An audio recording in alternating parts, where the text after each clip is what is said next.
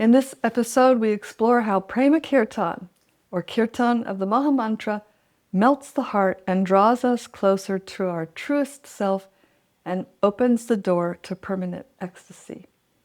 The Sanskrit root of the word kirtan is kirti, which means to praise or to glorify.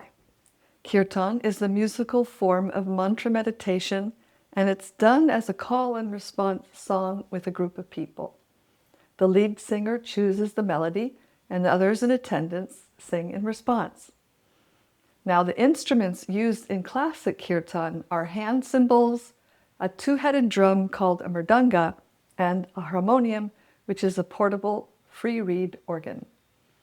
In the last episode, we heard about the power of sound to effect lasting change in us, and kirtan is an attractive method to engage with sacred sound, and it's rapidly gained popularity around the world.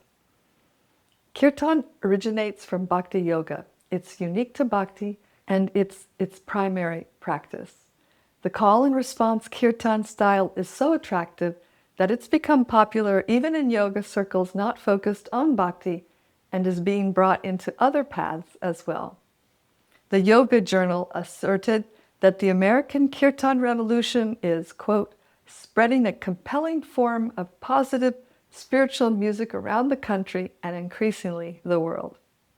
Have you heard of a kirtan or attended one at a yoga studio or maybe other event? I'd love to hear about your experience in the comments below. Personally, I've spoken to a number of people after kirtan. Many describe feeling a sense of unity, peace, even euphoria, and even if they don't think of themselves as spiritual or religious. And those who have attended a variety of kirtans using different mantras have said that they've had a unique experience when the Maha Mantra is chanted. Kirtan of the Maha Mantra, a bhakti practice, seeks divine love as its ideal. Such kirtan is known as Prema Kirtan. Prema Kirtan, led by one immersed in the culture of Krishna Bhakti and imbued with the full power of the divine person, can reveal the hidden world of consciousness in the heart of the participants. I just made a very specific statement about the characteristics of chanting and the chanters that are required for the Maha Mantra to have full effect. I pointed out that lead singer needs to be a sincere practitioner to be a proper vessel of the holy name. Why is this? Let's consider an example. Ordinary music is infused with the conceptions of the composer or the singer, and these are conveyed to the listeners who imbibe the same mood and understanding. In a similar way, when Kirtan of the Maha Mantra is led by a bhakta, the participants can have a deeper immersive experience of the transformative, uplifting power of the mantra. The same names chanted by someone who is of impure heart will not have the same effect.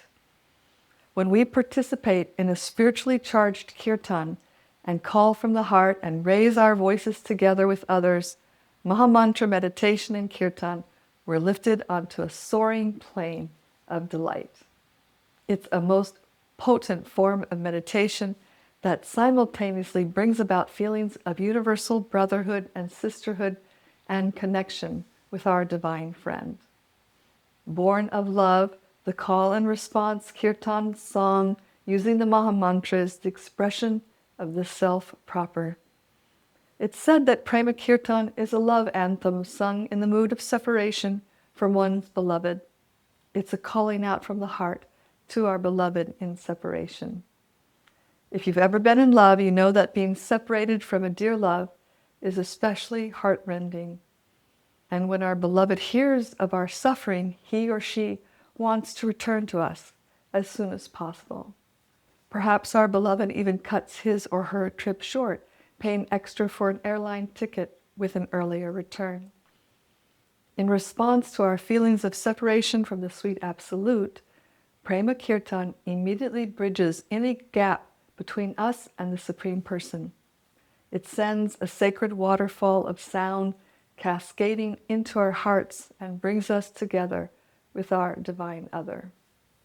Prema, or divine love, which is the self's transcendent state of being, is imported from the world of consciousness into this world through Prema Kirtan.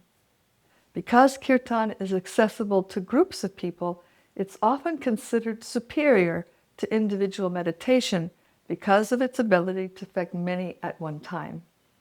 And it's through Kirtan that the generous and tender aspects of Bhakti are spread broadly and effectively.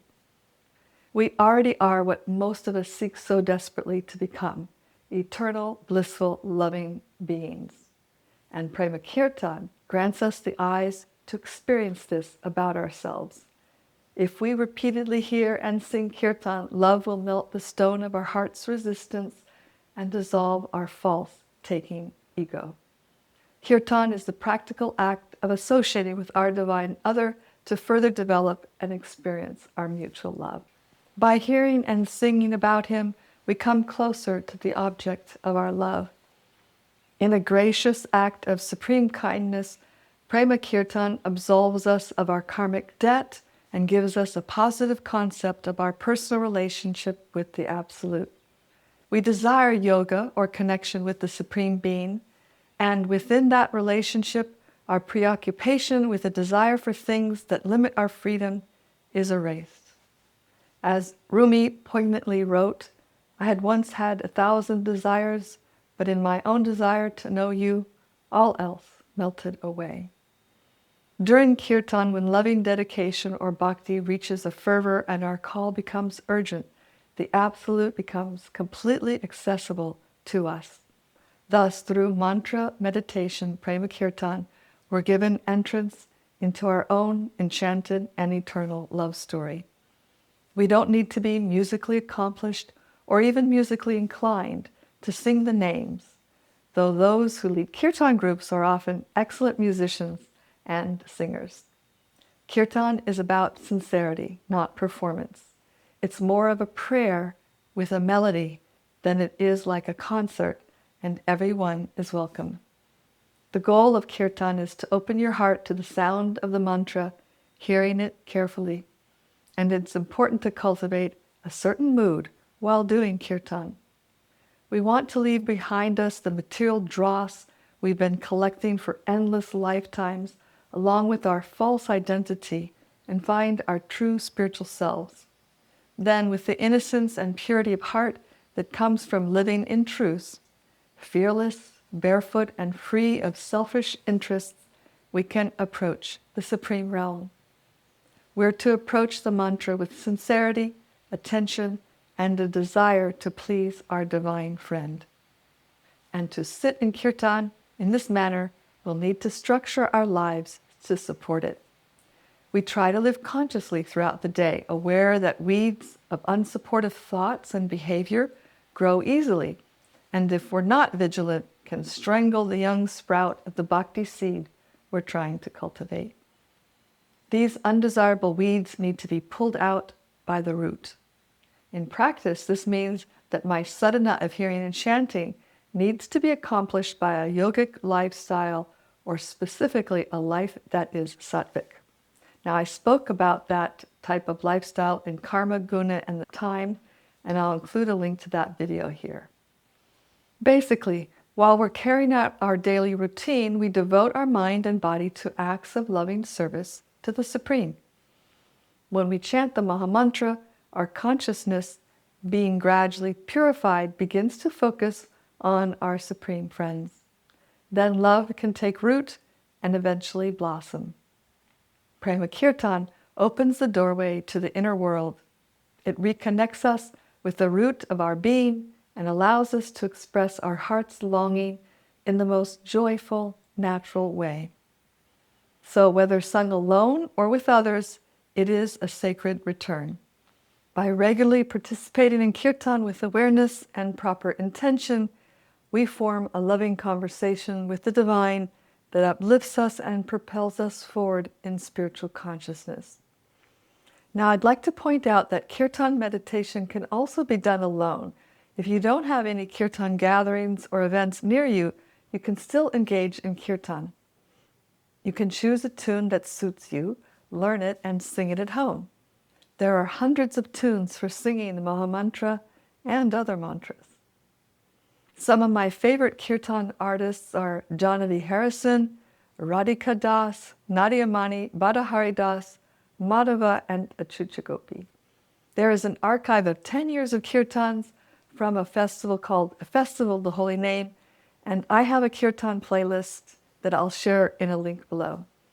And I'll include links and spell out the names of those kirtaniyas so that you can find them on YouTube yourself. Thanks for joining me today. In our next episode, we'll explore japa, the quieter, more personal practice of mantra meditation. Did I raise any questions for you in this episode? Please leave a comment below or contact me through my website. To continue exploring, please subscribe, and to give the gift of knowledge forward, kindly share. Until next time, swasti astu vishvasya. May there be good fortune throughout the universe and for you.